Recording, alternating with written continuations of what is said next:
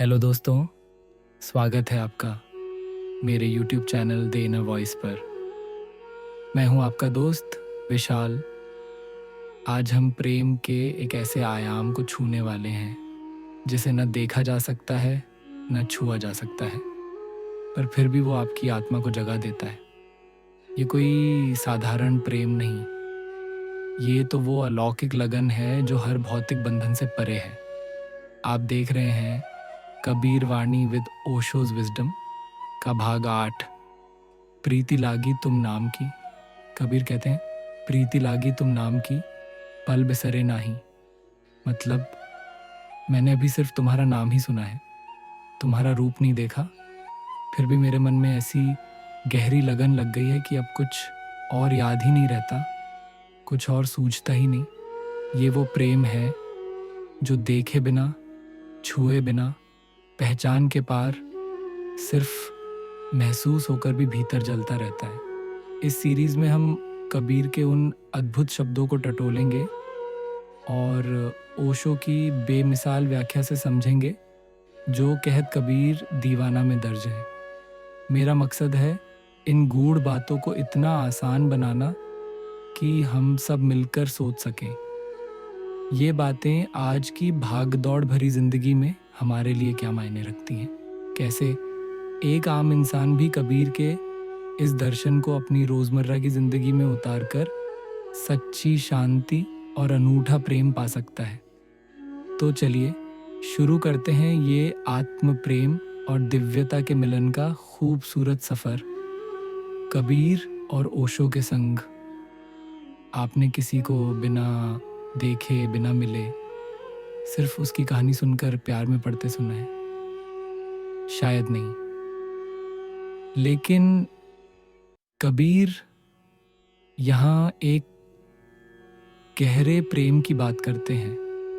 कबीर बताते हैं, जब परम से हमारा पहला संपर्क होता है वो नाम से होता है। ये कोई शब्द नहीं, ये एक संकेत है, एक झलक, एक अदृश्य गंध।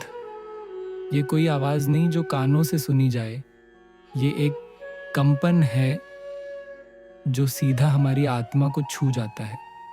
ओशो इसे समझाते हैं, नाम प्रेमी की पहली पहचान है ठीक वैसे जैसे फूल खिलने से पहले उसकी खुशबू आती है। जैसे आप किसी नए शहर की तस्वीर देखते ही उससे प्यार कर बैठते हैं, भले ही वहाँ कभी गए ना हो। ये ठीक वैसा ही है, एक अदृश्य आकर्षण जो आपको अपनी ओर खींच लेता है।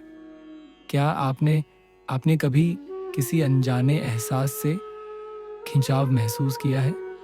ओशो बताते हैं, व्यक्तियों से प्रेम अंततः दुहक देता है। क्यों? क्योंकि वह बदलने वाला होता है। सोचिए, हम इंसानों से प्यार करते हैं पर रिश्ते बदलते हैं, लोग बिछड़ते हैं, उम्मीदें टूटती हैं और फिर दुहक होता है। ये प्रेम रूप पर आधारित है, लेकिन नाम से लगने वाली प्रीति, उसमें न कोई रूप है न रूपांतरण। ये निराकार के साथ प्रेम है। ये ऐसा प्रेम है जो किसी बाहरी चीज पर निर्भर नहीं करता। इसीलिए ये प्रेम ज्योति है, बुझता नहीं। ये शाश्वत है क्योंकि इसका आधार शरीर या व्यक्तित्व नहीं बल्कि चेतना है। क्या आपने कभी सोचा है कि ऐसा कौन सा प्रेम है, प्रेम है जो कभी खत्म नहीं होगा? कबीर और ओशो उसी प्रेम की ओर इशारा करते हैं। कबीर कहते हैं, इस तन का दीवा करूं बाती मिलूं जीव, लोही सींचूं तेल जूं कब मुख देखूं पीव। मतलब इस शरीर को दीपक बनाओ, अपनी प्राण ऊर्जा को बाती बनाओ और अपने जुनून खून को तेल बनाओ, तभी उस प्रियतम का दर्शन संभव है। ये कोई बाहरी पूजा नहीं, ये आंतरिक साधना है। आजकल हम सफलता के लिए अपना सब कुछ झोंक देते हैं, घंटों काम करते हैं, नींद त्यागते हैं। कबीर कहते हैं, उसी लगन, उसी समर्पण से अपने भीतर की यात्रा करो।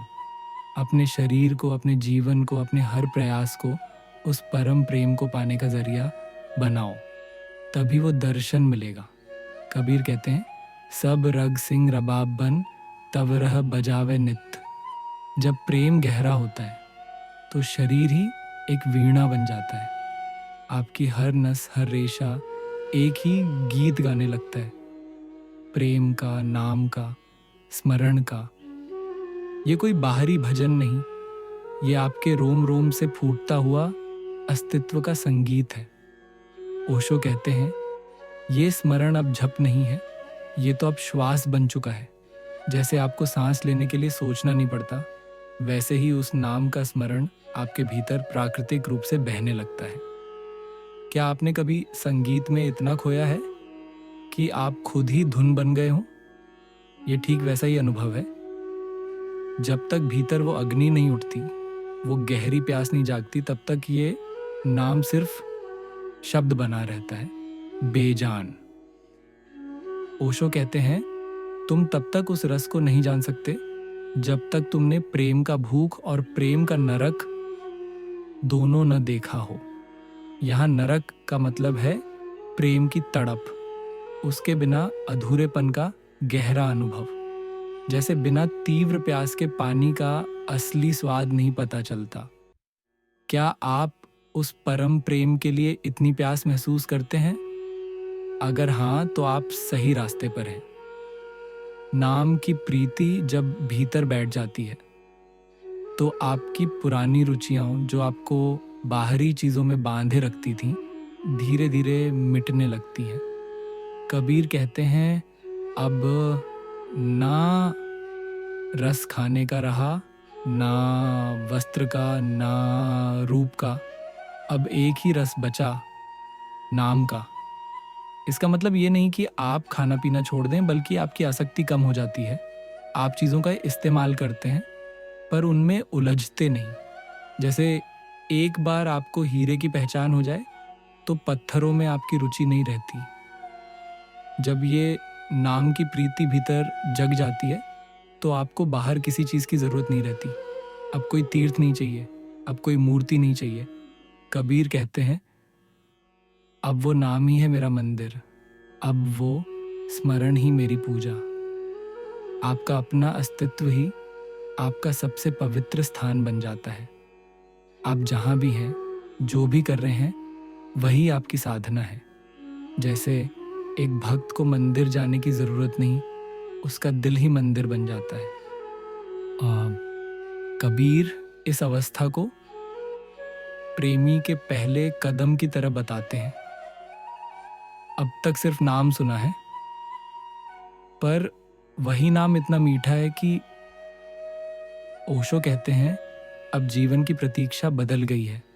अब आंखें प्रिय के लिए जागती हैं। जैसे एक प्रेमी को अपने प्रिय का सिर्फ नाम सुनने से ही मन में तूफान उठ जाता है। मिलन अभी हुआ नहीं, पर उसका आभास इतना गहरा है कि हर पल उसी की चाह में बीतता है। ओशो स्पष्ट कहते हैं, ये प्रेम भीतर की क्रांति है। ये समाज से छिपकर होता है। ये कोई प्रदर्शन नहीं है, कोई दिखावा नहीं। आप इसे दुनिया को नहीं दिखाते। प्रार्थना तुम और तुम्हारे परमात्मा के बीच का सबसे गुप्त संबंध है। ये आपका व्यक्तिगत अनुभव है, आपकी आंतरिक यात्रा है।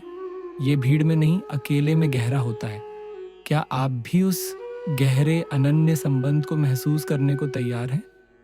तो दोस्तों, अब सवाल ये नहीं है कि तुमने कितनी भक्ति की, कितने मंत्र जपे।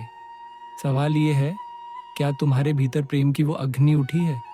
क्या तुम्हारा शरीर भी अब एक वीणा बन चुका है जो उस नाम का संगीत गा रहा है? अगर हाँ, तो कबीर कहते हैं, नाम ही सबसे पहला मिलन है, और जहाँ नाम में प्रेम है वहाँ परमात्मा दूर नहीं रहता। प्रीति लागी तुम नाम की, और अब कुछ और चाहा ही नहीं जाता, क्योंकि उस नाम के प्रेम में ही सारा आनंद मिल गया है। अगर इस नाम की प्रीति की बात ने आपके दिल के किसी कोने को छू लिया हो, अगर आपको लगा हो कि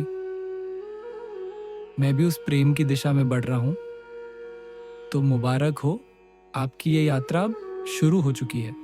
अगले वीडियो में हम बात करेंगे अंधे हरि बिन को तेरा, जहाँ कबीर हमें दिखाते हैं कि कैसे हम बिना देखे, बिना समझे परमात्मा से मांगते तो हैं, पर असल में उसे पहचान नहीं पाते।